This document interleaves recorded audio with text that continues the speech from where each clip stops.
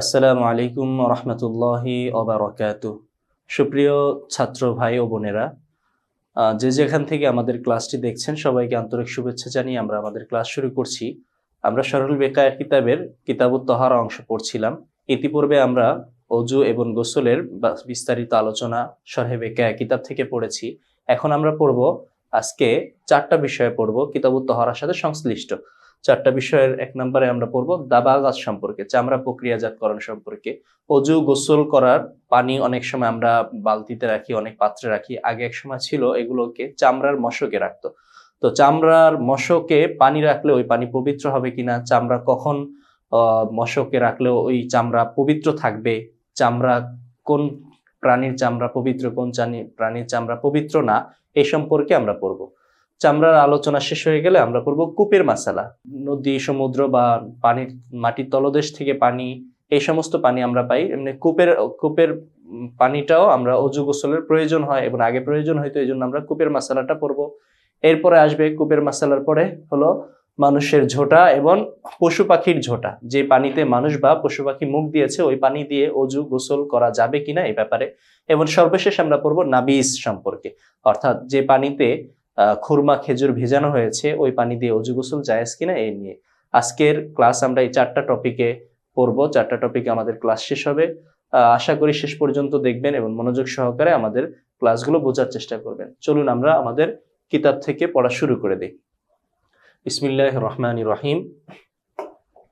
কিতাবের শুরুতে আমরা দেখছি মতনের অংশ, এই ব্র্যাকেট দেওয়া এখানে আছে, ওয়াকুল্লু ইহাবিন দুবিগা ফাকাত তাহুরা ইল্লা জিলদাল খিনজিরি ওয়াল আদমি। জিলদুন অর্থ চামড়া, অনেকে জালদুন বলে, জালদুন অর্থ চামড়া না, জালদুন অর্থ বেত্রাঘাত, চাবুকের আঘাত, আর জিলদুন অর্থ চামড়া। তো শুকর, খিনজির অর্থ শুকর, ওয়াল আদমি অর্থ মানুষ। শুকর এবং মানুষের চামড়া ব্যতীত যে কোনো চামড়াই যদি দাবাগাত করা হয় ফাকাত তাহুরা, তা পবিত্র হয়ে যায়। দাবাগাত কাকে বলে? দাবাগাত বলা হয় প্রক্রিয়াজাত করাকে, প্রসেসিং করাকে। প্রক্রিয়াজাত করে সামনে দাবাগাতের পরিচয় বলবে। দাবাগাত হলো চামড়াকে ট্যানারিতে বা বিভিন্ন জায়গায় চামড়ার মাঝে যে নাপাক দ্রব্যটা থাকে, নাপাক তরল নাপাকি থাকে এবং দুর্গন্ধ থাকে, এটাকে পরিষ্কার করা, পবিত্র করাকেই দাবাগাত বলে। তাহলে কুল্লু ইহাবিন, প্রত্যেক চামড়া, যে কোনো চামড়া, দুবিগত যদি দাবাগাত করা হয়, প্রসেসিং করা হয়, প্রক্রিয়াজাত করা হয়, ফাকাত তাহুরা, ওটা পবিত্র হয়ে যায়। ইল্লা জালদাল খিনজিরি, তবে শুকুরের চামড়া, ওয়াল আদমি, এবং মানুষের চামড়া দাবাগাত করলেও পবিত্র হয় না। শুকুরের চামড়া, শুকুর হলো নাজিসুল আইন, তার সত্তাগতভাবে নাপাকি। শুকুরের প্রত্যেকটি অঙ্গ, প্রত্যেকটি অংশ, প্রত্যেকটি লোমকূপ, সবই লোম সহ সবকিছুই হারাম। এই জন্য শুকুরের চামড়াকে যদি কেউ দাবাগাত করে, প্রসেসিং করে, তাহলে এটা পবিত্র হবে না। আর মানুষের চামড়া দাবাগাত করলেও পবিত্র হবে না। মানুষের চামড়া বা মানুষের শরীর নাপাক না, বরং মানুষের সম্মানের কারণে মানুষের চামড়া পবিত্র করলেও, দাবাগাত করার পরেও কেউ এটা ব্যবহার করা জায়েজ হবে না। কারণ আল্লাহ রাব্বুল আলামিন বলেছেন, ওয়ালাকাদ কাররামনা বানি আদামা, আমি বানি আদমকে সম্মানিত করেছি, শ্রেষ্ঠত্ব দান করেছি। এই শ্রেষ্ঠত্বের কারণে বনি আদমের মানুষের চামড়া কেউ যদি দাবাগাত করে ব্যবহার করতে চায়, তাহলে বলা হবে চামড়া পবিত্র না, তুমি এটা ব্যবহার করতে পারবা না। তাহলে খিনজির হলো লিন নাজাসা, দাবাগাত করলে পবিত্র হবে না। আর আদামি মানুষের ক্ষেত্রে লিল কারামা, লিত তাকরিম, সম্মানের কারণে। শরহে বেকায়ার অংশ আমরা পড়ি, আসুন এই অংশটার ব্যাখ্যা আমরা এখন পড়বো। এ আলাম, জেনে রাখো, আন্নাদ দাবাগত হবে যে দাবাগত হিয়া ইজালাতু, দাবাগত কাকে বলে? দাবাগত হলো হিয়া ইজালাতু রাইহাতিন নাতনি, দুর্গন্ধ দূর করা। নাতন মানে হলো দুর্গন্ধ, রাইহা অর্থ গন্ধ, মানে দুর্গন্ধ দূর করা। ওয়ার রুতুবাতিন নাজাসাতি, এবং নাপাক তরল নাপাকি দূর করা। দুর্গন্ধ দূর করা এবং নাপাক তরল নাপাকি দূর করা। মিনাল জিলদি, চামড়া থেকে। জালদুন না, মিনাল জিলদি, চামড়া থেকে তরল নাপাক এবং দুর্গন্ধ দূর করাকে দাবাগাত বলা হয়। ফাইন কানাত বিল আদওয়িয়াতি, যদি দাবাগাত করা হয় ওষুধের মাধ্যমে। বিল আদওয়িয়া, দাওয়া উনের জমা আদওয়িয়া, যদি দাবাগাত করা হয়, প্রসেসিং করা হয়। প্রসেসিং এর 2টা তরিকা আছে। একটা হলো ওষুধের মাধ্যমে দাবাগত করবে। ওষুধ মানে হলো সামনে বলতেছে কাল করাজি, যেমন বাবলা গাছের সলম গাছের পাতার মাধ্যমে দাবাগত করা, অনাহবিহি, এবং এই ধরনের আরো কিছু মাধ্যম আছে, লবণ দিয়ে দাবাগত করা, এগুলো দিয়ে যদি দাবাগত করে ইয়া তো হুরুল জিলদু, চামড়া পবিত্র হয়ে যাবে, ওয়ালা তাউদু নাজাসাতুহু আবাদান, আর এই চামড়ার নাপাকি কখনোই চামড়ায় ফিরে আসবে না। অর্থাৎ চামড়া যদি আবার পানি লাগে, চামড়া যদি আবার ভিজে যায়, দাবাগত করার কারণে চামড়া তো শুকিয়ে গিয়েছে, তার মধ্যে তরল নাপাকি দূর হয়ে গেছে, গন্ধ দূর হয়ে গেছে। এখন যদি আবার তাতে পানি লাগে, আবার যদি দুর্গন্ধ ফিরে আসে, তাহলেও ওই চামড়াটা নাপাক হবে না। এটা কখন? যদি দাবাগত করা হয় ওষুধের মাধ্যমে। কর সলম বৃক্ষের গাছ। সলম বৃক্ষের গাছ আপনারা অনেকেই চিনে থাকেন। রাস্তার পাশে দেখা যায় কাঁটাদার কিছু গাছ থাকে, পাতাগুলো তেঁতুল পাতার মতো হয় এবং এটার মধ্যে কিছু ফল হয় যেটা পেঁচানো থাকে। আমরা ছোটকালে এটাকে জিলাপি গাছ বলতাম। যদি বুঝতে না পারেন তাহলে আসেন আমরা একবার দেখে আসি সলম বৃক্ষ কাকে বলে। সলম বৃক্ষ হলো এই যে, এটা হলো সলম বৃক্ষ। এই গাছটাকে সলম বৃক্ষ বলে, করস বলে। এটার এরকম ফুল হয় আর এই ধরনের ফল হয়। এই ফলটা অনেক সময় পেঁচানো হয়। এই ফলের ভিতরের অংশটা অনেকে বাচ্চারা আগে ছোটকালে খেতে দেখতাম। এটা হলো সলম বৃক্ষ। তো এই সলম বৃক্ষর পাতা দিয়ে দাবাগত করা হতো আগে এক সময়।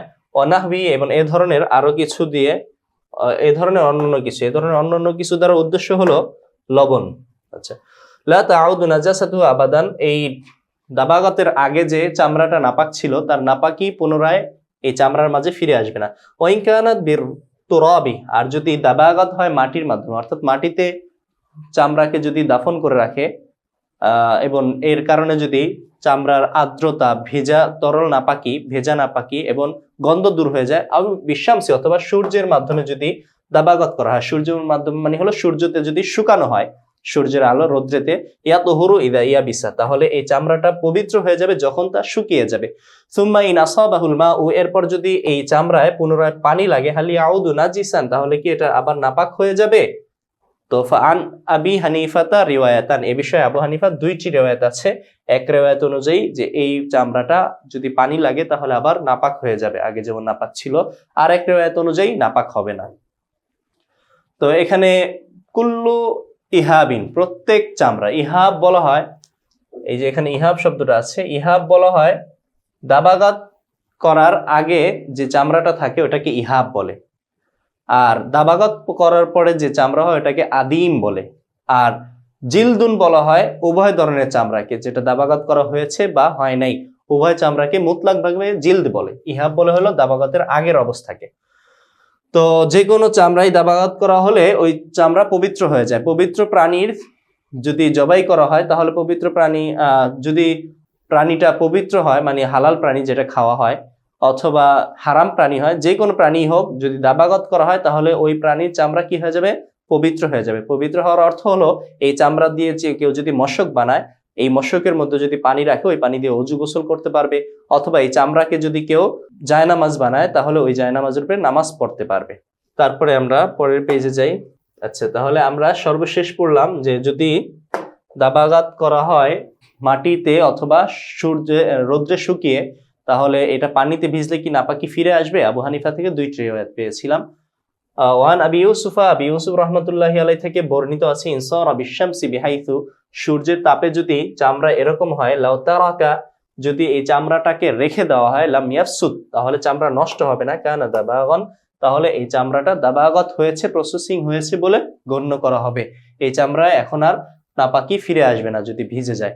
ওয়ান মুহাম্মদ রাহমাতুল্লাহি আলাইহি থেকে বর্ণিত আছে, জিলদুল মাইতাতি ইদা ইয়াবিসা, মৃত প্রাণীর চামড়া যখন শুকিয়ে যাবে, ওয়াওয়াকা ফিল মাই, এবং পানিতে যদি পড়ে যায় শুকিয়ে যাওয়ার পর, লা ইয়ানজুসু মিন গায়রি ফাসতিন, তাহলে পানি নাপাক হবে না বা এই চামড়াও নাপাক হবে না, মিন গায়রি ফাসতিন, কোন রকম ব্যাখ্যা বিশ্লেষণ ছাড়াই, অর্থাৎ মুতলাক ভাবে, চাই চামড়া দাবাগাত করা হোক সূর্যের মাধ্যমে, মাটির মাধ্যমে, অথবা ওষুধের মাধ্যমে, সলম বৃক্ষের পাতা দিয়ে অথবা লবণের মাধ্যমে, যেভাবেই দাবাগাত করা হোক, দাবাগাত যেভাবেই করা হোক, যদি শুকিয়ে যায় এবং পানিতে পড়ে তাহলে পানিও নাপাক হবে না, চামড়াও নাপাক হবে না। আমরা এই আলোচনা থেকে বুঝতে পেলাম যে দাবাগত দুই রকম হয়, দাবাগতে হুকমি আর দাবাগতে হাকিকি। দাবাগতে হাকিকি বলা হয় ওষুধের মাধ্যমে যে দাবাগত করা হয়, চামড়াকে প্রসেসিং করা হয় লবণ অথবা সলম বৃক্ষের পাতা। বর্তমানে অনেক উন্নত জিনিসপত্র হয়েছে যেগুলো দিয়ে দাবাগত করা হয়। মোট কথা ওষুধি জিনিস দিয়ে যদি দাবাগত করা হয় বা রাসায়নিক কোনো দ্রব্য দিয়ে, তাহলে ওটাকে বলা হয় দাবাগতে হাকিকি। আর দাবাগতে হুকমি বলা হয় যদি সূর্যের তাপে রৌদ্রে যদি শুকানো হয় এবং মাটিতে দাফন করার মাধ্যমে যদি তরলতা গন্ধ দূর করা হয়, এটাকে বলা হয় না দাবাগাতে হুকমি। অসহিহু ফি নাফিজাতিল মিসকি, সহি কথা হলো নাফিজাতুল মিস্ক। নাফিজাতুন মানে নাভি, আর মিস্ক হলো মৃগ নাভি। মিস্ক মানে হলো সুগন্ধি, মানে নাফিজাতুল মিস্ক দ্বারা নাফিজাতুল মিস্ক বলা হলো হরিণের নাভিকে, অর্থাৎ মৃগ মানে হরিণ, নাভি মানে তো নাভি। মৃগ নাভির ব্যাপারে সহি কথা হলো জাওয়াজুস সালাতি মাহা, এটা নিয়ে নামাজ পড়া জায়েজ মিন গায়রি ফাসলিন, কোন রূপ ফসল ছাড়া, মানে ব্যাখ্যা বিশ্লেষণ ছাড়া। মৃগনাভি পৃথিবীর সবচাইতে সুগন্ধিময় একটা পদার্থের মধ্যে একটা হলো মৃগনাভি। আল্লাহ তাআলার হিকমত রহস্য, তিনি তার করুণায় তিনি হরিণের নাভিতে বছরের কোন একটা সময়ে কিছু তরল পদার্থ জমা করে দেন। এটা একসময় ফুলে যায়, একটা গোল আকার ধারণ করে, এবং এটা যখন পুরো পেকে যায় তখন এটা এই নাভি হরিণটা গাছের সাথে গিয়ে নাভি ঘষতে থাকে এবং ওখান থেকে তার নাভিটা পড়ে যায়। আর এই নাভিটাকে উঠায় এনে মানুষ এটাকে সামান্য প্রসেসিং করে পৃথিবীর সবচেয়ে দামি এবং সুগন্ধিময় আতর বানায়। তো এই মৃগ নাভির যে থলেটা আছে, এটা চামড়ার থলে। তো এই থলে যদি কেউ গোল রকমের হয়, এটার উপরে পশম থাকে, তো এই চামড়ার এই থলেটা, মৃগনাভির থলেটা যদি কেউ নিয়ে নামাজ পড়ে, তাহলে নামাজ জায়েজ হবে কোনরূপ ব্যাখ্যা বিশ্লেষণ ছাড়াই। এখানে অনেকে এই ব্যাপারে ইখতিলাফ আছে, কেউ বলে যে এটা পাক না, অপবিত্র, তাই এটা নিয়ে নামাজ জায়েজ হবে না। এই ব্যাপারে একটা মূলনীতি এরকম আছে যে মা উবিনা মিনাল হাইয়ি ফাহুয়া মাইয়িতুন, জীবিত প্রাণী থেকে যা বিচ্ছিন্ন হয় তা মৃতের হুকুমে, আর যেগুলো মৃত এগুলো নাপাক। মৃত একটা গরু যদি মরে যায় তাহলে এটা নাপাক না। তো হরিণের যদি মৃগ নাভি, হরিণের নাভি যদি পড়ে যায় তাহলে এটাও মৃতের হুকুম, তাহলে এটাও নাপাক। এই জন্য অনেকে বলে যে মৃগ নাভি সাথে নিয়ে নামাজ পড়া জায়েজ হবে না, কিন্তু সহি কথা হলো জায়েজ হবে, এবং এর জন্য কোনো ব্যাখ্যা বিশ্লেষণও দরকার নেই। এরপর মতনের অংশ, বেকায়ার অংশ পড়তেছি। ওমা তহুরা জিলদুহু বিদ্দাদহি, যে প্রাণীর চামড়া দাবাগতের মাধ্যমে পবিত্র হয়, তহুরা বিজাকাতি, ওই প্রাণী চামড়া জবেহের মাধ্যমেও পবিত্র হয়ে যাবে, জবাই করার মাধ্যমে। যে সমস্ত চামড়া, প্রাণীর চামড়া দাবাগত করা, প্রসেসিং করার মাধ্যমে পবিত্র হয়, ওই চামড়াগুলো যদি কেউ প্রসেসিং না করে, বরং ওই প্রাণীটাকে যদি শরঈ পদ্ধতিতে জবাই করা হয়, তাহলে ওই প্রাণীটাও, ওই চামড়াটাও কি হবে? পবিত্র হয়ে যাবে। অর্থাৎ কেউ একটা গরু জবাই করলো এবং শরঈ পদ্ধতিতে, এখন এই গরুর চামড়ার উপরে যদি অন্য কোনো রক্ত না থাকে, দামে মাসফুহ প্রবাহিত রক্ত না থাকে, এই চামড়ার উপরে দাঁড়িয়ে যদি কেউ নামাজ পড়ে, যেমন মাদ্রাসার ছাত্ররা কোরবানির সময় অথবা কোরবানির সময় অন্যরা যারা চামড়ার ব্যবসা করে, এরা ট্রাকে চামড়া উঠাইছে, চামড়া নিয়ে যাচ্ছে, এখন নামাজের সময় হয়েছে, ওই চামড়ার উপরে যদি কেউ নামাজ পড়তে চায় তাহলে তার নামাজ হবে। শর্ত হলো দামে মাসফুহ, অন্য কোনো নাপাক দ্রব্য থাকতে পারবে না। এমনিভাবে কুকুরকে যদি জবাই করা হয় শরঈ পদ্ধতিতে, গরু যেভাবে জবাই করে আল্লাহু আকবার বলে, কুকুরকে যদি কেউ জবাই করে, তাহলে কুকুরের চামড়াও কি হয়ে যাবে? পবিত্র হয়ে যাবে। কুকুরের চামড়ার উপরে নামাজ পড়া যাবে। ওয়াকাদা লাহমুহু, এমনিভাবে যে সমস্ত প্রাণীকে, মা তহুরা জিলদু বিদ্দাবহি, যে সমস্ত প্রাণীর চামড়া দাবাগাতের মাধ্যমে পবিত্র হয়, এগুলো জবাইয়ের মাধ্যমে পবিত্র হয়ে যায়। ওয়াকাদা লাহমুহু, তার গোশতও পবিত্র হয়ে যায় জবাইয়ের মাধ্যমে। ওয়াইল্লাম ইউকাল, যদিও গোশত খাওয়া যাবে না, কারণ প্রত্যেক হালাল জিনিস, প্রত্যেক পবিত্র জিনিস খাওয়া যায় না। পবিত্র অনেক জিনিস থাকতে পারে, কিন্তু এটা খাওয়া নিষেধ আছে। যেমন মাটি পবিত্র জিনিস, কিন্তু মাটি খাওয়া কি জায়েজ? মাটি খাওয়া জায়েজ না। এমনি ভাবে জবের মাধ্যমে গোশত পবিত্র হয়, কুকুরের গোশত পবিত্র হয়, কিন্তু ওয়াইল্লামি ওকাল খাওয়া যাবে না। ওমা লা ফালা, আর যে সমস্ত প্রাণীর দাবাগতের মাধ্যমে, যে সমস্ত প্রাণীর চামড়া দাবাগতের মাধ্যমে পবিত্র হয় না, তা জবের মাধ্যমেও পবিত্র হবে না। মা লা মানে যা দাবাগতের মাধ্যমে পবিত্র হয় না, ফালা তা জবেহের মাধ্যমে পবিত্র হবে না। আশা করি বুঝতে পেরেছেন। আয় মা লাম ইয়াতহুর জিলদুহু বিদ্দিবাগি, যার চামড়া পবিত্র হবে না দাবাগতের মাধ্যমে, লা ইয়াতহুরু বিজাকাতি, ওটা জবাহের মাধ্যমেও পবিত্র হবে না। অল মুরাদু বিজাকাতি, জবাহের দ্বারা উদ্দেশ্য হলো আইয়াযবাহাল মুসলিমু, কোন মুসলিম জবাই করবে, আউল কিতাবিয়্যু, অথবা কোন কিতাবী জবাই করবে, মিন গায়রি আইয়াতরুকাত তাসমিয়াতা আমিদান, এবং ইচ্ছাকৃতভাবে বিসমিল্লাহ ছাড়তে পারবে না। ইচ্ছাকৃতভাবে বিসমিল্লাহ না ছেড়ে যা কোনো মুসলিম অথবা কিতাবী জবে করেছে ওইটাকে বলা হয় ওই জবাই এখানে উদ্দেশ্য, মানে জবাই শারঈ উদ্দেশ্য। কিতাবী দ্বারা উদ্দেশ্য হলো যাদেরকে আল্লাহ তাআলা যে সমস্ত ধর্মের মানুষদেরকে কিতাব দিয়েছিলেন, যেমন ইহুদিদেরকে আল্লাহ তাআলা তাওরাত কিতাব দিয়েছিলেন এবং খ্রিস্টানদেরকে আল্লাহ ইনজিল কিতাব দান করেছিলেন। তো এই সমস্ত আহলে কিতাব মানে ইহুদি এবং খ্রিস্টান তারা যদি জবেহ করে এবং তারা জবেহের সময় আল্লাহর নাম নেয়, তাহলে তাদের জবেটাও সহি বলে গণ্য করা হবে। তাদের জবের মাধ্যমে ওইটা চামড়া, গোশত এবং চামড়া উভয়টা পাক হয়ে যাবে। এরপর একটা মূলনীতি এখানে আলোচনা করা হবে, অশাআরুল মাইতাতি ওয়া আজমুহা, মৃত প্রাণীর চুল এবং তার হাড্ডি, ওয়া আসাবুহা এবং তার রগ, ওয়া হাফিরুহা খুর, করনুহা শিং, অশাআরুল ইনসানি এই সবগুলো, অশাআরুল ইনসানি এবং মানুষের চুল, ওয়া আজমুহু এবং মানুষের হাড্ডি, তহিরুন এই সবগুলো তহের পবিত্র। তহিরুন হলো খবর, এই সবগুলো হলো কি মুবতাদা। তাহলে আমরা জানতে পেলাম যে মৃত প্রাণীর চুল, মৃত প্রাণীর হাড্ডি, মৃত প্রাণীর রগ এবং তার খুর, অকর্ণহা শিং এবং মানুষের চুল, মানুষের হাড্ডি এসবগুলো পবিত্র। এগুলো যদি কারো সাথে কেউ নিয়ে নামাজ পড়ে তাহলে তার নামাজ সহি হয়ে যাবে। এখানে একটা মূলনীতির মতো যে সমস্ত জিনিসের মধ্যে প্রাণ নেই ওই সমস্ত জিনিসের মাঝে মৃত্যু প্রবেশ করতে পারে না, আর মৃত্যু যেটার মাঝে প্রবেশ করে ওইটাই নাপাক হয়। আমরা ইতিপূর্বের আলোচনার মাধ্যমে বারবার আমরা বোঝাতে চেষ্টা করেছি যে মানুষের কোনো কিছু যখন মারা যায় তখন তার সমস্ত শরীরই নাপাক হয়ে যায়। কেন নাপাক হয়? দামে মাসফু বলে শরীরে একটা রক্ত আছে, রগের মধ্যে প্রবাহিত হয়। যখন মানুষ মারা যায় তখন এই দামে মাসফু তার শরীরের মাঝে ছড়ায় যায়, আর দামে মাসফু হলো নাপাক। কোরআনের মাঝে বলেছেন আল্লাহ তাআলা, কুল্লা আজিদু ফিমা উহিয়া ইলাইয়া মুহাররামান আলা তাইমি ইয়াতামুহু ইল্লা মাইতাতান আও দামান মাসফুহান।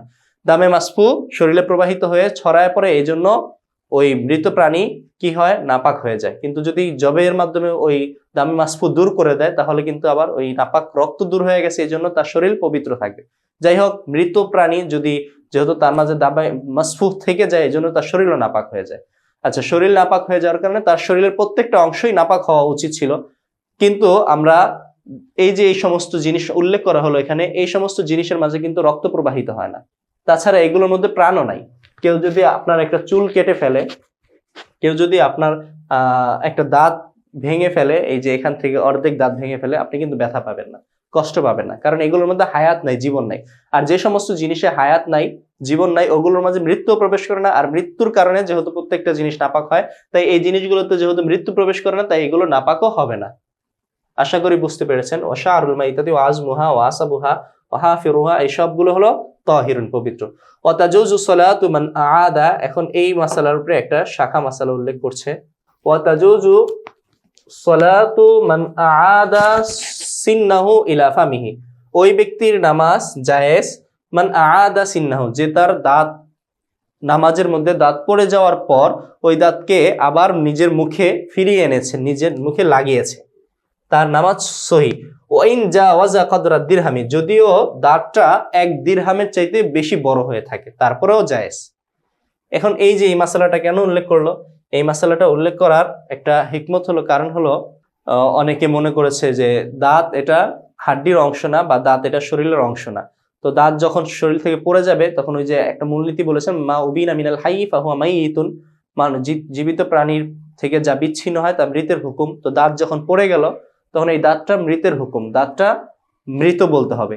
মানে এই প্রশ্নের এখান থেকে আর কি কেউ হয়তো বুঝতে পারে, এই বুঝ থেকে একটা ধারণা তৈরি হইতে পারে, এই ধারণা থেকে এই উত্তরটা দিচ্ছে যে দাঁতটা হলো মৃত, আর দাঁত যেটা মৃত ওটা নাপাক। আর নাপাক জিনিস যদি 1 দিরহামের বেশি সহ কেউ নামাজ পড়ে গিয়েছিল, ওটা নাপাক হয়ে গেছে, ওটা আবার উঠাইছে, তার মানে 1 দিরহাম যদি বড় হয় তাহলে নাপাক জিনিস 1 দিরহাম পরিমাণ নাপাক জিনিস সাথে নিয়ে নামাজ পড়লো, 1 দিরহামের সমান বা তার চাইতে বেশি জিনিস যদি নাপাক জিনিস নিয়ে যদি কেউ নামাজ পড়ে তাহলে তার নামাজ হয়? তার নামাজ হয় না। তো এই সন্দেহ থেকে কেউ মনে করতে পারে যে দাঁত খুলে পড়ে গেলে ওইটা যদি আবার মুখে লাগায় নেয় তাহলে কেমন যেন নাপাক নিয়ে নামাজ পড়লো, তাই তো তার নামাজ হওয়া উচিত না। এই যে এই সন্দেহ দূর করার জন্য বললো যে দাঁতও হলো হাড্ডির অংশ, এই দাঁতের মধ্যে মৃত্যু প্রবেশ করতে পারে না, তাই দাঁত নাপাক না। দাঁত যদি পড়ে যায় আবার যদি দাঁত মুখে লাগিয়ে নামাজ পড়ে নেয় তাহলে সে পবিত্র একটা জিনিসই মুখে নিয়ে নামাজ পড়লে এর কারণে নামাজে কোনো সমস্যা হবে না, এটাই বোঝাতে চাইল। ওয়া তাজুজু সালাতু মান আআদা সিন্নাহু, ওই ব্যক্তির নামাজ সহি হবে যে তার দাঁত পুনরায় ফামিহি মুখে লাগিয়ে নিয়েছে, মুখে পড়ে যাওয়ার পর নামাজের মধ্যে, ওয়াইন জাওয়াজা কদরা দিরহামি, যদিও দাঁতটি 1 দিরহামের চাইতে বেশি হয়ে যায়, 1 দিরহামের অতিক্রম করে ফেলে। আফরাদা হাদিহিল মাসআলাতা বিযিকরি, এই মাসালাটা পৃথকভাবে উল্লেখ করেছে, মাকা আন্নাহা ফুহিমাত ফিমা মারা, যদিও এটা পূর্বের মাসালা থেকে বোঝা গেছে, এখান থেকে যদিও এটা বোঝা গিয়েছিল কিন্তু তারপর পৃথকভাবে উল্লেখ করলো। কেন? লিআন্না সিন্না আজমুন আও আসাবুন, কেননা দাঁত এটা কি হাড্ডি অথবা আসাবুন অথবা রগ। আসাবুন শব্দটা অনেক নুসখায় নাই, এটা হয়তো এখানে জায়েদ এসেছে। দাঁত হয়তো আজমুন হাড্ডি, অকদ যাকারা আন্নাল আজমা, অকদ যুকিরা আন্নাল আজমা, উল্লেখ করা হয়েছে যে আজম হাড্ডি তাহিরুন পবিত্র, লিমাকানিল ইখতিলাফি ফিহা, এখানে ইখতিলাফ রয়েছে। এই পর্যন্ত আলোচনা ছিল হলো যে পূর্বের মাসআলা থেকে বোঝা গিয়েছিল হাড্ডি, এই মাসআলাটা বোঝা গিয়েছিল, তারপরেও পৃথকভাবে উল্লেখ করেছে। তো বোঝা গিয়েছিল কিভাবে, এটার ইল্লত বয়ান করলো যে বোঝা গিয়েছিল যে হাড্ডি হলো, দাঁত হলো হাড্ডি, আর হাড্ডি পবিত্র, তো দাঁতও পবিত্র, এই জন্য আগের মাসালা থেকে আমরা এটা বুঝতে পেরেছিলাম। কিন্তু এখন এটা উল্লেখ করলো কেন? এই যে উল্লেখ করার ইল্লত এখান থেকে বয়ান করবে, যে উল্লেখ করা হয়েছে এই মাসালাটা পৃথকভাবে উল্লেখ করা হয়েছে লিমাকানিল ইখতিলাফি ফিহা, মাকান এটা মাসদারে মিমি, এখানে মিমটা জায়েদ বলতে হবে, লিকাউনিল ইখতিলাফি ফিহা, এই বিষয়ে ইখতিলাফ রয়েছে এজন্য। মানে কেউ বলেছেন যে দাঁত যদি ফিরে আনে তাহলে এই যে সামনে ইখতিলাফটা আসতেছে, দাঁত যদি কেউ ফিরে আনে আর সেটা 1 দিরহামের বেশি হয় তাহলে তার নামাজ নষ্ট হয়ে যাবে। ফাইন্নাহু, ইখতিলাফটা হলো ফাইন্নাহু ইযা কানা আকসারা মিন কদরি দিরহামি, যদি দাঁত 1 দিরহামের চাইতে বড় হয়, লা ইয়াজুজু সালাতু বিহি ইনদা মুহাম্মাদিন, মুহাম্মদ রাহমাতুল্লাহ এর নিকট এটা সহ নামাজ পড়া সহিহ নয়। তো এই ইখতিলাফটা বোঝানোর জন্য এখানে আলাদাভাবে এই মাসালাটা উল্লেখ করেছে, যদিও মাসালাটা পূর্বের মাসালা থেকে আমরা জানতে পেরেছিলাম। তো আমরা এখন দাবাগাত সম্পর্কে আলোচনা আমরা এখানে শেষ করব। এই আলোচনা এখানে কিতাবে শেষ হয়ে গেল। আমরা এখন কূপের মাসালা পড়ব, কূপের পানি সম্পর্কে বিস্তারিত আলোচনা আমরা এখানে জানবো, ইখতিলাফ এবং সমস্ত কিছু সহ।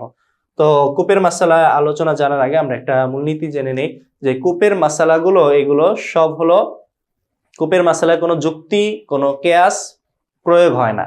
কূপের মাসালা সব সালফে সালেহিনদের আকওয়াল, নবী থেকে বর্ণিত কথা অথবা সাহাবী তাবেঈদের থেকে বর্ণিত কথার উপরে নির্ভরশীল, এটার মধ্যে কোনো কেয়াসি মাসআলা নাই কূপের। আসুন আমরা আলোচনা শুরু করে দিই। ফাসতুন ফিল আবারি, বিরুনের জমা আবার, কূপ সম্পর্কে পরিচ্ছেদ। বিরুন ওয়াকা ফিহি নাজিসুন, কূপ যদি তাতে নাপাকি পড়ে, ফিহা নাজাসুন যদি তাতে নাপাকি পড়ে, নাজিসুন নাজাসুন উভয়টা হতে পারে, মাতা অথবা যদি তাতে মৃত্যুবরণ করে, অথবা যদি তাতে মৃত্যুবরণ করে, কি মৃত্যুবরণ করে সামনে আমরা দেখছি, আও মাতা ফিহা হায়াওয়ানুন, অথবা কূপে যদি কোনো প্রাণী মারা যায়, অন্তাফাখা এবং তা যদি ফুলে যায়, ইনতাফাখা ইয়ান্তাফিখু অর্থ ফুলে যাওয়া, আও তাফাসসাখা অথবা তা যদি ফেটে যায়, ফুলে যায় এবং ফুলে যাওয়ার পরে যদি ফুলে যায় অথবা যদি ফেটে যায়, আও মাতা আদামিউন অথবা কূপে যদি কোনো মানুষ মারা যায়, আও শাতুন অথবা কোনো বকরি, আও কালবুন অথবা কুকুর, যদি এই ধরনের বড় প্রাণী মারা যায় অথবা ছোট প্রাণী মরে ফুলে যায় অথবা ফেটে যায়, তাহলে কি হুকুম? ইউনজাহু কুল্লু মাইহা ইনামকানা, তাহলে সম্ভব হলে এই কূপের সমস্ত পানি তুলে ফেলতে হবে, কূপে যত পানি আছে সব পানি তুলে ফেলতে হবে, কারণ সকল পানি নাপাক হয়ে গিয়েছে। ওয়াইল্লা কুদ্দিরা মা ফিহা, আর যদি সমস্ত পানি তুলে ফেলা সম্ভব না হয় তাহলে ওই কূপের মাঝে কি পরিমাণ পানি আছে তা অনুমান করবে, কুদ্দিরা পরিমাপ করবে, মা ফিহা কূপের মধ্যে যা পানি আছে সেটা পরিমাপ করে, মনে করেন যে এই পানি এই কূপের মধ্যে 300 লিটার পানি আছে, তাহলে ওই 300 লিটার পানি অনুমান করে কূপ থেকে তুলে ফেলবে। ওয়ালাসাহু আইয়ুখাযা বিকাউলি রাজুলাইনি, এই পরিমাপের ক্ষেত্রে সহি কথা হলো আইয়ুখাযা বিকাউলি রাজুলাইনি, দুই ব্যক্তির এমন দুই ব্যক্তির কথা গ্রহণ করবে, লাহুমা বাসারাতুন ফিল মাই, যাদের পানির ব্যাপারে অভিজ্ঞতা আছে, দক্ষতা আছে। ও মুহাম্মাদুন, মুহাম্মদ রাহমাতুল্লাহি আলাইহি কদ্দারা বিমিআতাই দালভিন, 200 বালতি পরিমাপ করেন, ইলা সালাসাত মিয়াতিন, 200 থেকে ইলা সালাসি মিয়াতিন, 200 থেকে 300 বালতি তিনি নির্ধারণ করে দিয়েছেন। অর্থাৎ কূপে যদি প্রাণী পড়ে মরে যায়, এরকম প্রাণী বড় প্রাণী, ছাগল, মানুষ অথবা কুকুর, অথবা ছোট প্রাণী মারা গেছে, মরে ফুলে গেছে অথবা ফেটে গেছে, যদি এরকম হয় তাহলে ওই কূপে যে পরিমাণ পানি আছে সমস্ত পানি তুলে ফেলতে হবে। সব পানি যদি পরিমাপ করা না যায়, মানে তোলা সম্ভব না হয়, কূপ তো হলো এরকম যে কিছু পানি তুলবে আবার সাথে সাথে নিচ থেকে আরো কিছু পানি উঠে যাবে, তো কূপ তো পানি একবারে সেচে ফেলা সম্ভব না। তো সম্ভব যদি না হয় যে কিছু পানি তোলার সাথে সাথে আবার কূপ ভরে যাচ্ছে পানি দিয়ে, এরকম যদি হয় তাহলে হিসাব করতে হবে যে এই কূপে কি পরিমাণ পানি হতে পারে, ওই পরিমাণ পানি অনুমান করে তুলে ফেলে দিলেই হবে। তো ইমাম মোহাম্মদ রহমতুল্লাহি আলাই একটা ভিন্ন মত পোষণ করেছেন। তিনি বলেন যে কূপে 200 থেকে 300 বালতি পানি তুলে ফেললেই বলা হবে যে সমস্ত পানি তুলে ফেলেছে। তো ইমাম মোহাম্মদ রহমতুল্লাহি আলাইয়ের এই কওলটা এটা শরীয়তের মানে মূলনীতির সাথে মেলে না। কারণ শরীয়তের মূলনীতি হলো যে এই সমস্ত মাসাইল মানে যেগুলোতে সংখ্যা নির্ধারণ করা আছে 200, 300, 100, 27 রাকাত, 70 গুণ বেশি সওয়াব, তো এই ধরনের সংখ্যা যেগুলো নির্ধারিত আছে এগুলোর ক্ষেত্রে কোনো নস লাগে, কোনো শরীয়তের পক্ষ থেকে মাসমু শ্রুত একটা নস লাগে। তো কোনো নস কোনো হাদিসে বর্ণিত হয় নাই 200-300 বালতির কথা।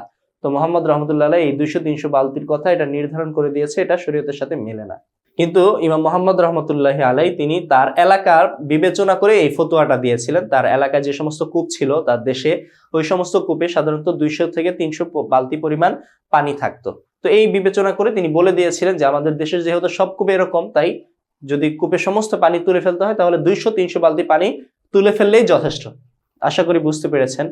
তারপরে অফি নাহবি, আচ্ছা আমরা এখন পড়লাম বড় প্রাণী যদি পড়ে মরে যায় অথবা ছোট প্রাণী পড়ে ফুলে যায় অথবা ফেটে যায় তাহলে সমস্ত পানি তুলে ফেলতে হয়। আর অফি নাহবি হামামাতিন ও দাজাজাতিন, কবুতর, হামামাতুন অর্থ কবুতর, দাজাজা মুরগি, কবুতর এবং মুরগির মতো প্রাণী, এই মাঝারি আকারের প্রাণী যদি মা তাতফিহা কূপে পড়ে মরে যায় তাহলে ইউনজাহু, এটার অর্থ হয়েছে ইউনজাহু আর বাউনা ইলা সিত্তিনা, 40 থেকে 60 বালতি তুলে ফেলতে হবে। 40 থেকে 60 বালতি পানি তুলতে হবে। 40 বালতি পানি তোলা ওয়াজিব আর 60 বালতি পানি তোলা হলো মুস্তাহাব। অফি নাহবি ফারাতিন ওয়া উসফুরিন, আর ইঁদুর এবং চড়ুইয়ের মতো ছোট প্রাণী যদি কূপে পড়ে মরে যায় তাহলে 20 ইলা 30, 20 থেকে 30 বালতি পানি তুলে ফেলে দিতে হবে। 20 বালতি তোলা হলো ফরজ আর ওয়াজিব, আর 30 বালতি তোলা হলো মুস্তাহাব। এখানে 40 থেকে 60 বালতি বলা হয়েছে, 40 বালতি তো ওয়াজিব, অনেকে বলেছে 50 বালতি পর্যন্ত তোলা মুস্তাহাব, 60 বালতি তোলা, আবার কেউ বলেছেন 60 বালতি তোলা মুস্তাহাব। এখন বালতি দিয়ে যে আমরা পানি তুলবো, ওই বালতিটা কোন বালতি উদ্দেশ্য? অনেক কূপে বড় বালতি থাকে যে এক বালতি দেখা যায় 50 লিটার 20 লিটার এরকম, আবার অনেক কূপে ছোট ছোট মগের মতো বালতি থাকে 1 লিটার 2 লিটার আটে। তাহলে কোন বালতি উদ্দেশ্য, কোন বালতি দিয়ে আমরা পানি তুলবো? তো এখানে বলতেছেন যে ওয়াল মু'তাবারু আদ-দালবুল ওয়াসাতু, পানি উঠানোর ক্ষেত্রে গ্রহণযোগ্য হলো মধ্যম মানের বালতি, মধ্যম পরিমাণ পানি আটে এরকম বালতি। অনেক বড় বালতি দিয়ে পানি উঠাতে হবে না, আবার অনেক ছোট বালতি দিয়ে পানি উঠালেও হবে না, বরং মধ্যম ধরনের 60 বালতি অথবা 30 বালতি অথবা 40 বালতি অথবা সমস্ত পানি তুলতে হবে। মধ্যম বালতি দিয়ে পানি তুলতে গেলে এখন সবার কাছে তো মনে করেন একজনের কাছে বড় বালতি আছে, তার কাছে মধ্যম বালতি নাই, তাহলে কি করবে? বড় বালতি দিয়ে পানি তুলবে। ওমাজা ওয়াজাহু ইহতাসাবা ওহতুসিবা বিহি, সে ওই বড় বালতি দিয়ে পানি তুলবে, মাজা ওয়াজাহু, যা ওই মধ্যম বালতির চাইতে বেশি হবে, অতিক্রম করবে, ওহতুসিবা বিহি, ওটাকে হিসাব করে রাখবে। যেমন একজনের মধ্যম ধরনের বালতিতে পানি আটে মনে করেন 5 লিটার, সে পানি উঠাচ্ছে হলো 10 লিটারের বালতি দিয়ে, তাহলে হিসাব করতে হবে সে এক বালতি পানি উঠালে 2 বালতি ধরা হবে। অর্থাৎ যদি 60 লিটার পানি উঠাতে হয় তাহলে সে এই বড় বালতি দিয়ে 30 বালতি পানি উঠালেই কি হয়ে যাবে? বলা হবে সে মধ্যম মানের 60 বালতি পানি উঠিয়ে ফেলেছে। আশা করি বুঝতে পেরেছেন। ওমা যা ওয়াজাহু, যা ওই মধ্যম পরিমাণের বালতির চাইতে অতিক্রম করবে, উহতুসিবা বিহি, তাকে হিসাব করে রাখা হবে। ওয়ায়াতানাজ্জাসুল বি'রু মিন ওয়াক্তিল ওকুই, এখন কূপে নাপাক পড়লে কখন থেকে কূপ নাপাক হবে এই ব্যাপারে আলোচনা। ওয়ায়াতানাজ্জাসুল বি'রু মিন ওয়াক্তিল ওকুই, কূপ নাপাক হবে মিন ওয়াক্তিল ওকুই, যখন থেকে নাপাকি পড়েছে তখন থেকে। ইন উলিমা যালিকা, যদি নাপাকি পড়ার সময়টা জানা যায়। নাপাকি মনে করেন মুরগি মরা পড়ে গিয়েছে অথবা ছাগল পড়ে মরে গেছে অথবা কুকুর যদি কূপের মধ্যে পড়ে মরে যায়, তাহলে যখন পড়েছে যখন মরেছে ওই সময় বলা হবে যে কূপ নাপাক হয়ে গেছে। এর আগে যারা অজু করেছে বা কাপড় ধুয়েছে তাদের কাপড় বা অজু শরীর নাপাক হবে না, যদি জানা যায় এটা। আর যদি ওয়াইল্লা, যদি জানা না যায়, মুনযু ইয়াউমিন ওয়া লাইলাতিন, তাহলে একদিন এক রাত আগে থেকে কূপকে নাপাক ধরতে হবে। ইনলাম ইয়ানতাফিখ, যদি ওই মরে যাওয়া প্রাণীটা ফুলে না যায়। মুনযু সালাসাতি আইয়ামিন ওয়া লায়ালিহা, আর 3 দিন 3 রাত আগে থেকে নাপাক ধরতে হবে। ইনতাফাখা, যদি ফুলে যায়। অর্থাৎ আপনি আজকে এই সময়ে, এই যে 3 তারিখ দুপুরের সময়, একটার সময় যে আপনি কূপের মধ্যে দেখলেন একটা কুকুর পরে মরে আছে এবং এই কুকুরটা ফুলে গেছে, ফেটে গেছে, তাহলে আপনার 3 দিন আগে থেকে কূপটাকে নাপাক ধরা হবে, যে এই কূপটা এই নাপাকিটা পড়েছিল 3 দিন আগে। 3 দিন আগে পড়ার কারণে এখন এই যে ফুলে গেছে, ফেটে গেছে। তাই 3 দিন আগ পর্যন্ত যত নামাজ আপনি পড়েছেন এই কূপের পানি দিয়ে অজু করে, অথবা যত কাপড় আপনি ধুয়েছেন, এই নামাজগুলো পুনরায় আদা করতে হবে, কাপড়গুলো পুনরায় ধৌত করতে হবে। অকলা সাহেবেন বলেন মুজ উজিদা, সাহেবেন কি বলেন? সাহেবেন বলেন মুজ উজিদা, যখন থেকে বস্তুটা দেখবে, নাপাক বস্তুটা কূপে দেখবে, তখন থেকেই কূপকে নাপাক ধরা হবে। যদিও ফুলে যায় বা ফেটে যায় তাহলে 3 দিন আগে বা 1 দিন আগে থেকে নাপাক ধরার দরকার নেই। যখন আপনি নাপাক দেখলেন তখন থেকেই কূপকে নাপাক ধরতে হবে। এটা কে বলে? সাহেবাইন বলেন। এবং এটার উপরে ফতোয়া, কারণ এখন আমি নাপাক দেখেছি, এখন আমি এই কূপের পানি নাপাক হওয়ার ব্যাপারে আমি ইয়াকিন লাভ করেছি, কিন্তু এর আগে আমি জানতাম কূপটা পবিত্র। নাপাকিটা পড়েছে 1 দিন আগে কি পড়েছে এ ব্যাপারে তো আমার নিশ্চিত জানা নাই, জ্ঞান নাই। ধারণার উপরে নির্ভর করে আমি কি করছি, আমি এই হুকুমটা দিচ্ছি। আর আমার আগে থেকে জানা ছিল, ইয়াকিন ছিল যে এই পানিটা নাপাক না। আল ইয়াকিনু লা ইয়াজুলু বিশাক, ইয়াকিন শকের কারণে, সন্দেহের কারণে দূর হয় না। সন্দেহ এরকমও তো হতে পারে যে অসুরুল হিমারি ওয়াল বাগলি মাশকুকুন ইয়াতাওয়াদ্দাউ বিহি ওয়া ইয়াতায়াম্মামু, গাধা এবং খচ্চর এদের ঝোঁটা, এরা যদি কোনো পাত্রে মুখ দেয় তাহলে ওই পানিটা, পাত্রের পানিটা মাশকুকুন সন্দেহপূর্ণ হয়ে যাবে। ইয়াতাওয়াদ্দাউ বিহি, এই পানি দিয়ে ওযুও করবে এবং তায়াম্মুমও করবে। তো মাশকুক সন্দেহপূর্ণ হয়ে যাবে। সন্দেহটা কিসের মধ্যে? ওই পানিটা কি পাক না নাপাক এ ব্যাপারে সন্দেহ, নাকি ওই পানিটা দিয়ে সে অন্য কাউকে পাক করতে পারবে কি পারবে না এ ব্যাপারে সন্দেহ। কোনটা? দ্বিতীয়টা হলো সন্দেহের বিষয়, অর্থাৎ ওই পানিটা তো গাধা এবং খচ্চর যে পানিতে মুখ দিবে ওই পানিটা পবিত্র ঠিকই, কিন্তু অন্যকে পবিত্র করতে পারবে কিনা এ ব্যাপারে সন্দেহ তৈরি হয়েছে। মাশকুকুন ইয়াতাওয়াদ্দাউ বিহি ওয়া ইয়াতায়াম্মামু, এই ধরনের সন্দেহপূর্ণ পানি থাকলে ওযুও করবে এবং তায়াম্মুমও করবে। ওযু করবে কেন? কারণ এটা পানি আছে, পানি বিদ্যমান আছে। পানি বিদ্যমান থাকলে পানি দিয়েই কি করতে হয়? পবিত্রতা অর্জন করতে হয়। আর তায়াম্মুম করবে কেন? যেহেতু এই পানিটা সন্দেহপূর্ণ যে এটা কি আসলে পবিত্র করতে পারছে কি পারে না। যদি অন্য পানি থাকে তাহলে তো অন্য পানি দিয়ে ওযু করবে, এই মাশকুক পানি ব্যবহার করবে না। যদি পানি না থাকে তাহলে এই পানি দিয়ে ওযুও করবে, আবার তায়াম্মুমও করবে। তায়াম্মুম করার কারণ হলো সন্দেহ রয়েছে যে এই পানি ব্যবহার করলাম, আমি কি পবিত্র হতে পেরেছি? অন্য কোনো পানিও তা নাই, তাই আমি এই সন্দেহ দূর করার জন্য তায়াম্মুমও করে নিলাম, যে যদি পবিত্র না হয়ে থাকি তায়াম্মুম আমাকে এটা ব্যাকআপ দিবে।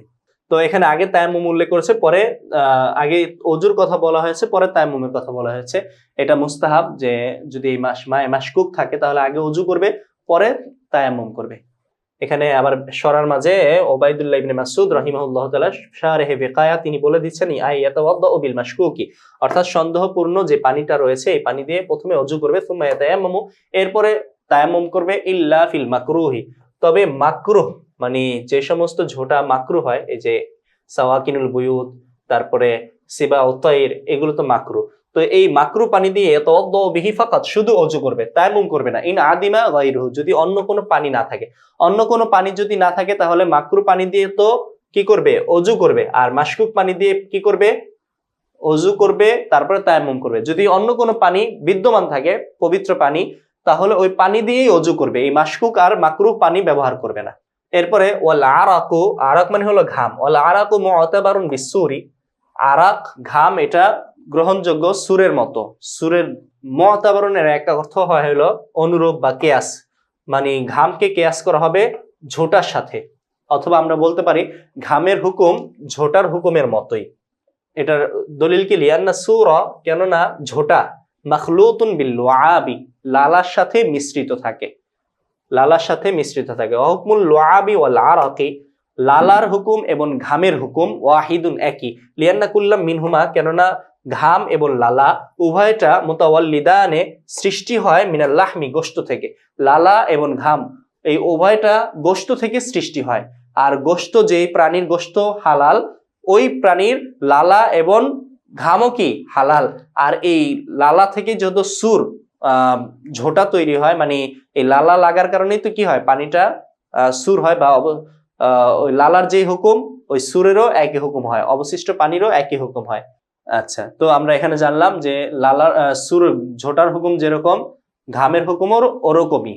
আচ্ছা, তাহলে এখান থেকে আমরা বুঝতে পারি যে যে সমস্ত প্রাণীর ঝোঁটা পবিত্র, যেমন মানুষের ঝোঁটা, ঘোড়ার ঝোঁটা, অথবা আরো উপরে যেগুলো উল্লেখ করা হয়েছিল, এই ধরনের সব ঝোঁটা কি এদের ঘামও কি পবিত্র। আর হিংস্র প্রাণী, শূকর এবং কুকুর, এদের এদের ঘাম কি, এদের ঝোঁটা যেহেতু নাপাক, এদের ঘামও নাপাক। এমনিভাবে বিড়াল এবং হিংস্র পাখি, তারপরে ঘরে বসবাস করে অন্যান্য প্রাণী, এদের ঝোঁটা যেহেতু মাকরু, তাই এদের ঘামও কি মাকরু। আর সর্বশেষ গাধা এবং খচ্চরের ঝোঁটা যেহেতু মাশকুক, তাই এদের ঘামও কি হবে, মাশকুক হবে। ফাইন কিলা, যদি বলা হয় ইয়াজিবু আল্লাহ ইয়াকুনা বাইনা সুরি মাকুলিল লাহাম, মাকুলুল লাহাম যার গোশত খাওয়া যায়, অর্থাৎ হালাল প্রাণী, হালাল প্রাণীর ঝোঁটা, অগাইরি মাকুলিল লাহাম, এবং হারাম প্রাণীর ঝোঁটা যার গোশত খাওয়া হয় না, হারাম প্রাণীর ঝোঁটা, এই দুই ঝোঁটার মধ্যে আল্লাহ ইয়াকুনা ফারকুন, ফরক হওয়া উচিত নয়। ইয়াজিবু আল্লাহ ইয়াকুনা ফারকুন, ফরক হওয়া উচিত নয় হালাল প্রাণীর ঝোঁটা এবং হারাম প্রাণীর ঝোঁটার মাঝে। কেন ফারক হওয়া উচিত নয়? তাদের দুইটার হুকুমের মাঝে ব্যবধান, পার্থক্য হওয়া উচিত নয়। কেন? লিআন্নাহু ইন ইউতবিরা আল্লাহমু, যদি গোশতের বিবেচনা করা হয়, হারাম প্রাণী এবং হালাল প্রাণীর গোশতের বিবেচনা করে যদি বলা হয় যে হারাম প্রাণীর গোশত নাপাক, এজন্য তার ঝোঁটাও নাপাক, হালাল প্রাণীর গোশত হালাল বা পাক, এজন্য তার ঝোঁটাও পাক, এরকম যদি বলা হয়, ফালাহমু কুল্লু ওয়াহিদিন মিনহুমা তাহিরুন, উভয়টার গোশতই পবিত্র। আশ্চর্যজনক কথা না? হারাম প্রাণীর গোশত পবিত্র আমরা বললাম কখন? হারাম গোশতের প্রাণীর ঝোঁটা গোশত তো পবিত্র না। বলে না, পবিত্র হওয়ার একটা সিস্টেম আছে তো। আলা তারা, আপনি কি দেখেন না, আন্না গায়রা মাকুলিল লাহাম, যে হারাম প্রাণীর গোশত ইদা লাম ইয়াকুন নাজিসুল আইনি, যদি তা নাজিসুল আইন না হয়, ইদা দুকিয়া, যদি তা জবেহ করা হয়, হারাম প্রাণীকে যদি জবেহ করা হয়, যেমন একটা কুকুর হারাম প্রাণী, তাকে যদি জবেহ করা হয়, একুনু লাহমুহু তাহিরান, তার গোশত পবিত্র হয়ে যায়। যেমন আমরা আগে পড়ে এসেছি, গোশত পবিত্র হয়, চামড়াও পবিত্র হয়ে যায়। তাহলে আমরা দেখতে পেলাম হালাল প্রাণীর গোশতও পবিত্র, আবার হারাম প্রাণীর গোশত যদি জবাই করা হয় তাহলে পবিত্র। তাই দোনোটার গোশত পবিত্র, দোনোটার গোশত পবিত্র হওয়ার পরে দোনোটার ঝোঁটাও পবিত্র হওয়া উচিত। পার্থক্য কেন করা হলো? আচ্ছা, ওয়াইন অতবিরা, যদি এই বিবেচনা করা হয় আন্না লাহমাহু মাখলুতুন বিদ্দামি, হারাম প্রাণীর গোশত এটা রক্তের সাথে মিশ্রিত, মানে দামে মাসফু, নাপাক রক্তের সাথে মিশ্রিত, ফালাহমুল ফামাকুলুল লাহাম, যে সমস্ত প্রাণী খাওয়া হয় হালাল প্রাণী, অগাইরুহু, এবং অন্য প্রাণী, ফিযালিকা সাওয়াউন, ফামাকুলুল লাহাম অগাইরুহু ফিযালিকা সাওয়াউন, তাহলে মাকুলুল লাহাম যেগুলো গোশত খাওয়া হয় এবং এই ধরনের প্রাণী, অন্যান্য প্রাণী, এগুলো সবই একই। মানে হালাল প্রাণীর গোশত কি রক্তের সাথে, দামে মাসফুর সাথে মিশ্রিত, সম্পৃক্ত। তো হারাম প্রাণীর যদি আমরা বলি যে তার গোশতটা নাপাক, রক্তের সাথে মিশ্রিত, এই জন্য তার ঝোঁটাও নাপাক। আর হালাল প্রাণীর ব্যাপারেও এই কথাই বলা যায় যে হালাল প্রাণীর গোশত তো নাপাক রক্তের সাথে মিশ্রিত, এই হিসেবে হালাল প্রাণীর গোশত ঝোঁটাও নাপাক হওয়া উচিত ছিল। তো এই একটা ইশকাল আমাদের উপরে করা হলো যে হালাল প্রাণী এবং হারাম প্রাণীর মাঝে পার্থক্য কেন করা হলো, বিভাজন কেন করা হলো। তো কুলনা, এর জবাবে আমরা বলবো আল হুরমাতু, এর জবাব আমরা সংক্ষেপে আগে আমি বলে দেই যে হারাম প্রাণী, যে প্রাণীর গোশত খাওয়া হারাম, এটার মধ্যে হারামের দুইটা জিনিস রয়েছে। একটা হলো আল্লাহ তাআলা এটাকে হারাম করেছেন, হারাম করার কারণে এটার মধ্যে একটা, যে সমস্ত জিনিস হারাম, আমরা আগেও ক্লাসে বারবার বলেছি, যে সমস্ত জিনিস হারাম ওটা নাপাক। তো আল্লাহ তাআলা এই সমস্ত, যে সমস্ত গোশত খাওয়া হারাম প্রাণী, ওগুলোকে হারাম করার কারণে এগুলোর মধ্যে এক দিক থেকে নাজাসাত এসেছে। আর আরেকটা নাজাসাত হলো এগুলোর সাথে প্রবাহমান রক্ত জড়িত আছে। তো প্রবাহমান রক্ত, এটা নাপাক। তো দুইটা নাপাকি একসাথে হওয়ার কারণে হারাম প্রাণীর গোশত, হারাম প্রাণীর ঝোঁটাকেও আমরা বলবো নাপাক, তার গোশত নাপাক এবং তার ঝোঁটাও নাপাক। কিন্তু হালাল প্রাণী যেগুলো আছে এগুলোকে আল্লাহ হালাল করেছেন, আর হালাল সব জিনিস কি পবিত্র। তো মাকুলুল লাহাম, যেগুলো গোশত খাওয়া যায়, ওইগুলো আমরা পবিত্র বলবো। আর তার সাথে শুধু রক্ত, প্রবাহিত রক্ত আছে, এই প্রবাহিত রক্তটা নাপাক। তো একটা জিনিস নাপাকের একটা জিনিস আছে, আর একটা জিনিস শুধু, আর অন্যটা না থাকা অবস্থায় শুধু একটা জিনিস, এটা দুর্বল একটা স্বভাব, এটার কারণে মানুষের গোশত বা মানুষের ঝোঁটা বা ঘাম আমরা নাপাক বলতে পারি না। তো এটা হলো খোলাসা জবাব। এই জবাবটাকে একটু বিস্তারিতভাবে পেঁচায় বলতে গিয়ে একটু কঠিন বানায় ফেলছে। আমরা দেখি এটা ইনশাল্লাহ সহজ হয়ে যাবে আমার এই কথাটা যদি মনে রাখেন। কুলনা, এর জবাবে আমরা বলবো আল হুরমাতু ইযা লাম তাকুন লিল কারামাতি, যদি হারাম হুরমত সম্মানের জন্য না হয়, ফাইনহা আয়াতুন নাজাসাতি, তাহলে এটা নাপাকির নিদর্শন। লাকিন ফিহি শুবহাতু আন্নান নাজাসাতা, কিন্তু সন্দেহ রয়েছে তাতে যে নাপাকি লি ইখতিলাতিদ দামি বিল লাহমি, যে নাপাকি কি রক্তের সাথে, গোশতের সাথে রক্ত মিশ্রিত হওয়ার কারণে হয়েছে। মানে যে সমস্ত প্রাণী খাওয়া হারাম, ওই সমস্ত প্রাণী গোশত কি হারাম হয়েছে নাপাক রক্তের সাথে মিশ্রিত হওয়ার কারণে? ঈদ লাউলা যালিকা, যদি এটা না হয়, এটাই হতে পারে, এটাই হওয়ার সম্ভাবনা। যেহেতু ঈদ লাউলা যালিকা, যদি এরকমটা না হয়, বাল ইয়াকুনু নাজাসাতুহু লিযাতিহি, যদি তার নাপাকি সত্তাগতভাবে হয়, সত্তাগত কারণে হয়, তার নিজের সত্তার কারণে, লাকানা নাজিসাল আইনি, তাহলে তো ওই জিনিসটা নাজাসুল আইন হবে, সত্তাগত নাপাকি হবে। ওয়ালাইসা কাযালিকা, আর বিষয়টা এরকম নয়। কুকুর অথবা বাঘ, সিংহ, এগুলো নাজাসুল আইন নয়। ফাগাইরু মাকুলিল লাহমি ইযা কানা হাইয়ান, যদি গায়রে মাকুলিল লাহম, মানে যে সমস্ত প্রাণীর গোশত খাওয়া যায় না, হারাম প্রাণীর গোশত, হারাম প্রাণী যদি জীবিত হয়, ফালুআবুহু মুতাওয়াল্লিদুন মিনাল লাহমিল হারামি, তাহলেও তার লালাটা সৃষ্টি হয়েছে মিনাল লাহমিল হারামি, ওই হারাম গোশত থেকে, যে হারাম গোশতটা আল মাখলুতু বিদ্দামি, রক্তের সাথে মিশ্রিত, ওই হারাম গোশত থেকে লালা তৈরি হয়েছে, যেই হারাম গোশত কিসের সাথে মিলিত? মাখলুতু বিদ্দাম, দামে মাসফু, হারাম রক্তের সাথে মিশ্রিত। ফায়াকুনু নাজিসান লিইজতিমাইল আমরাইন, তাই দুইটা বিষয়ে একত্রিত হওয়ার কারণে, দুইটি বিষয় কি, একটা হলো নাপাক রক্ত আর একটা হলো নাপাক গোশত, এই দুইটা বিষয় একত্রিত হওয়ার কারণে তার লালাটা নাজাস হবে, নাপাক হয়ে যাবে। অহমাল হুরমাতু, দুইটা বিষয় কি কি বলে? দুইটা বিষয় হলো আল হুরমাতু, গোশত হারাম, ও ইখতিলাত বিদ্দাম, অল ইখতিলাত বিদ্দামি, এবং নাপাক রক্তের সাথে মিশ্রিত হওয়া। তো আমরা এখান থেকে বুঝতে পারলাম যে গায়রে মাকুলুল লাহাম, হারাম প্রাণীগুলোর লালা নাপাক কেন? তার মধ্যে দুইটা জিনিস একত্রিত হয়েছে, তার গোশত হারাম, আর একটা হলো তার গোশতটা নাপাক রক্তের সাথে মিশ্রিত আছে। আম্মা ফি মাকুলিল লাহাম, আর হালাল প্রাণীর ক্ষেত্রে, গরু ছাগল এগুলোর ক্ষেত্রে, ফালাম ইউজাদ ইল্লা আহাদুহুমা, এই যে দুই সববের একটা সবব পাওয়া যায়, শুধু দুইটা সববের একটি সবব কি? অহওয়াল ইখতিলাতু বিদ্দামি, হারাম রক্তের সাথে মিশ্রিত হওয়া, এটাই শুধু পাওয়া যায়। গরু ছাগল এগুলোর গোশত তো পবিত্র, হালাল, আর এর মধ্যে সমস্যা শুধু কি আছে? শুধু তার মাঝে যে প্রবাহিত রক্ত আছে, প্রবাহিত রক্তের সাথে একটা মিশ্রণ রয়েছে, এটাই শুধু সমস্যা। ফালাম ইউজিব নাজাসাতাল সুরি, আর এটা, এই একটা মাত্র ইল্লত ঝোটা নাপাক হওয়াকে আবশ্যক করবে না। লিআন্না হাযিহিল ইল্লাতা বিইনফিরাদিহা যায়িফাতুন, কেননা এই যে এই ইল্লতটা এককভাবে, একাকীভাবে এটা দুর্বল। ইদিদ দামুল মুস্তাকিরু ফি মাওযিহি, যেহেতু রক্ত, প্রবাহিত রক্ত বা দামে মাসফু নিজ স্থানে যেটা স্থির আছে, আল মুস্তাকিরু ফি মাওযিহি, নিজ স্থানে যেটা স্থির রয়েছে, লাম ইউআতা লাহু হুকমুন নাজাসাতি ফিল হাইয়্যি, জীবিত প্রাণীর ক্ষেত্রে তাকে নাপাকির হুকুম দেওয়া যায় না। জীবিত থাকা অবস্থায় তাকে মৃত নাপাকির হুকুম দেওয়া যায় না। যেমন কেউ যদি নামাজ পড়ে, তার সাথে যদি একটা তার কাছে যদি একটা ছাগল, তার কেউ নামাজ পড়তেছে, বসে আছে, ছাগল তার পেটের কোলের উপরে এসে বসলো, তো এই ছাগলের সাথে কিন্তু কি রয়েছে? নাপাক রক্ত রয়েছে না? ছাগলের ভিতরে দামে মাসফু রয়েছে না? তো দামে মাসফুকে যদি আমরা হারাম বলি, জীবিত প্রাণীর মধ্যে স্থির থাকা দামে মাসফুকেও যদি আমরা হারাম বলি, তাহলে তো বলতে হবে যে এই লোকটার উপরে একটা হারাম জিনিস এসেছে, তাই তার নামাজ নষ্ট হয়ে গেছে, এরকম যদি বলি, তাহলে এটা খেলাফে ইজমা হবে। কেউ এরকমটা বলেন না, সবাই বলে এই লোকের নামাজ হয়ে যাবে। তো রক্ত যতক্ষণ পর্যন্ত নিজ স্থানে বহাল থাকবে, ওটাকে হারামের হুকুম দেওয়া হয় না। ওয়াইদা লাম ইয়াকুন হাইয়ান, যদি প্রাণী জীবিত না হয়, ফাইল লাম ইয়াকুন মুযাক্কা, যদি ওটা জবাই করা না হয়, কানা নাজিসান, তাহলে ওটা কি হবে? নাপাক হবে, গোশত নাপাক হয়ে যাবে।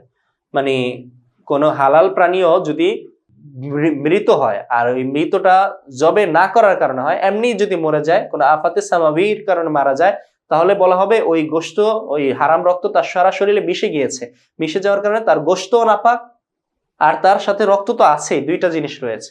আচ্ছা, নাজাসান, তাহলে ওই গোশতটা নাপাক হয়ে যাবে। সাওয়াউন কানা মাকুলুল লাহম আও গায়রুহু, চাই এটা হালাল গোশত হোক, হালাল প্রাণী হোক, অথবা হারাম প্রাণী হোক, মৃত্যুর কারণে তার মাঝে দুইটা নাপাকি একত্রিত হয়, একটা হলো গোশত নাপাক হয়ে গেছে, আর একটা হলো রক্তও রয়েছে, চাই এটা হালাল প্রাণী হোক অথবা হারাম প্রাণী হোক। লিআন্নাহু সারা বিল মাউতি হারামান, কেননা ওই প্রাণীটা মৃত্যুর কারণে হারাম হয়ে গেছে। হারাম প্রাণী তো এমনি আগেই হারাম ছিল, আর হালাল প্রাণীও হারাম হয়ে গেছে মৃত্যুর কারণে। ফাল হুরমাতু মাওজুদাতুন মা ইখতিলাতিদ দাম, হুরমত এখানে পাওয়া যাচ্ছে রক্তের মিশ্রণের সাথে সাথে, ফায়াকুনু নাজিসান, তাই এটা নাপাক হবে। ওয়াইন কানা মুযাক্কান কানা তাহিরান, আর যদি জবেহ করা হয় তাহলে এটা আবার পবিত্র হবে, কারণ যদি কোনো প্রাণীকে জবেহ করা হয়, এটা হালাল প্রাণী হলে তার গোশত তো হালালি আছে, আর তার সাথে যে দামে মাসফু ছিল প্রবাহমান রক্ত, জবেহ করার কারণে ওই রক্ত দূর হয়ে গেছে, তার মধ্যে কোনো নাপাকি নাই, তাই এটা তহের হবে, পবিত্র হবে। আর হারাম প্রাণীর গোশত, ওইটার মধ্যে দামে মাসফু, ওইটা জবেহের কারণে তো প্রবাহিত রক্ত বের হয়ে গিয়েছে গলা দিয়ে, গলা কাটার কারণে। আর তার মধ্যে যে হারাম রক্ত ছিল, হারাম গোশত ছিল, এই হারাম গোশত একটা সবব রয়েছে, আর একটা সববের কারণে, একটা ইল্লতের কারণে তার ঝোঁটা বা তার লালা নাপাক হয় না। তাছাড়া যখন জবেহ করার কারণে হারাম রক্ত যখন তার বের হয়ে গেছে, এই হারাম রক্ত দূর হয়ে যাওয়ার কারণে তার গোশতটাও পবিত্র হয়ে যাবে। গোশত পবিত্র হয় হলো হারাম রক্তের, নাপাক হয় হলো হারাম গোশতের রক্তের কারণে। এখন হারাম রক্ত যেহেতু দূর হয়ে গেছে, তাই তার গোশত কি হয়ে যাবে, পাক হয়ে যাবে। আম্মা ফি মাকুলিল লাহাম, আর এতক্ষণ আমরা গায়রে মাকুলিল লাহাম সম্পর্কে বুঝলাম, কিছু আলোচনা শুনলাম। এখন আম্মা ফি মাকুলিল লাহাম, হালাল প্রাণীর ক্ষেত্রে ফালি আন্নাহু লাম তুজাদিল হুরমা, ওখানে হুরমত পাওয়া যায় না, মানে গোশত হারাম হওয়া পাওয়া যায় না। ওয়ালাল ইখতিলাতু বিদ্দাম, দামের সাথে মিশ্রণও পাওয়া যায় না যদি জবেহ করা হয়। ও আম্মা ফি গায়রি মাকুলিল লাহাম, যদি গায়রে মাকুলিল লাহাম, যার গোশত হারাম, ফালি আন্নাহু লাম ইউজাদিল ইখতিলাত বিদ্দাম, ওখানে তো ইখতিলাত বিদ্দাম পাওয়া যায় না, যেহেতু জবেহ করার মাধ্যমে তার রক্তটা বের করে ফেলা হয়েছে।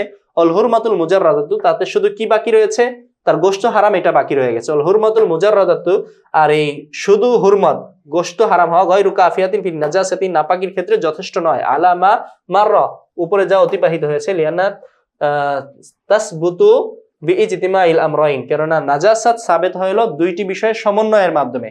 দুইটি বিষয় কি কি? একটা হলো হারাম গোশত, আর একটা হলো হারাম রক্ত। দুইটি বিষয়ের সমন্বয় কি তৈরি হয়? নাজাসাত তৈরি হয়।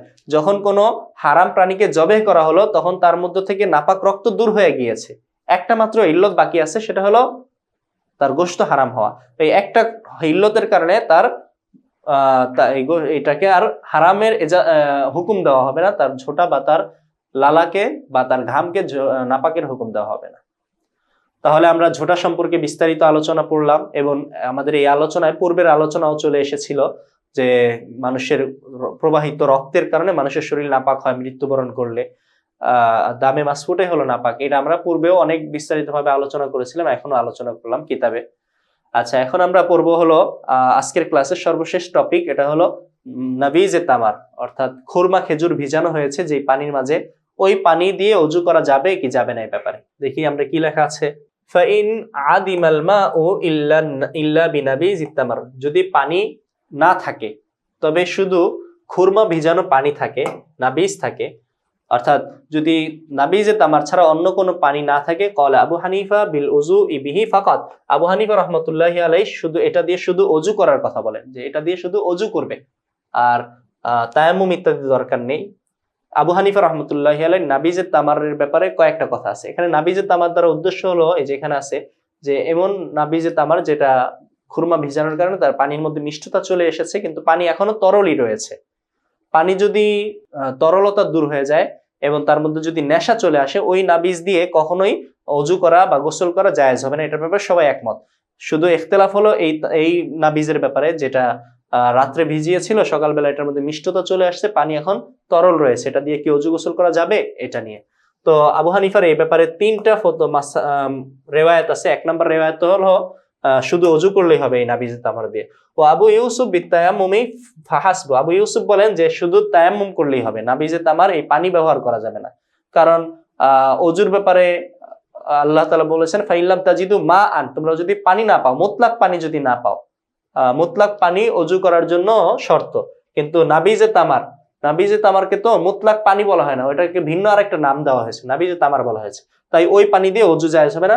বিতায়াম্মুমি ফাহাসবু, শুধু তায়াম্মুম করতে হবে। ও মুহাম্মাদুন বিহিমা, মুহাম্মদ রাহমাতুল্লাহি আলাইহি বলেন অজু করবে আবার তায়াম্মুমও করবে। এই উভয় ইমামের বক্তব্যের মতো ইমাম আবু হানিফার থেকেও দুইটা রিওয়ায়াত রয়েছে।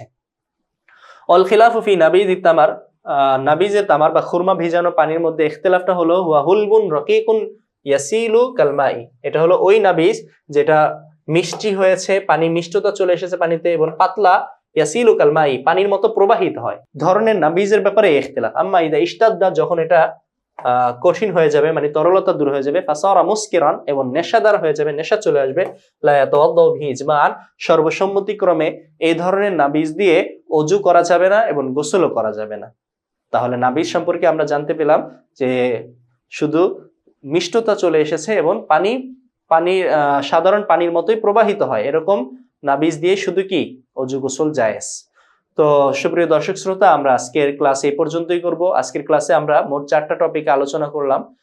1 নাম্বার আমরা প্রথমে পড়েছিলাম চামড়া সম্পর্কে, চামড়া দাবাগত করলে কখন পাক হয়, কখন পাক হয় না, এ ব্যাপারে কোন কোন প্রাণীর চামড়া পবিত্র হয়, কোন কোন প্রাণীর চামড়া পবিত্র হয় না। 2য় নাম্বার আমরা পড়েছিলাম কূপের মাসালা, এবং 3 নাম্বার পড়েছি হলো আমরা ঝোঁটার মাসালা, এবং সর্বশেষ পড়লাম নাবিজের মাসালা। পরবর্তী ক্লাসে আমরা ইনশাআল্লাহ তায়াম্মুম সম্পর্কে বিস্তারিত আলোচনা করব শরহে ফিকহ কিতাব থেকে, এবং ইখতিলাফ সহ, মতানৈক্য সহ এবং ব্যাখ্যা বিশ্লেষণ সহ পরবর্তী ক্লাস দেখার আমন্ত্রণ জানিয়ে আজকের ক্লাস এখানে শেষ করছি। দেখা হবে পরবর্তী কোনো ক্লাসে। সে পর্যন্ত ভালো থাকবেন, সুস্থ থাকবেন, এবং সবসময় নামাজ এবং আল্লাহর হুকুম আহকাম এবং রাসূলের সুন্নাহ অনুযায়ী চলার তো চেষ্টা করবেন, এবং অন্যদেরকেও দাওয়াত দিবেন। আসসালামু আলাইকুম ওয়া রাহমাতুল্লাহি ওয়া বারাকাতুহু।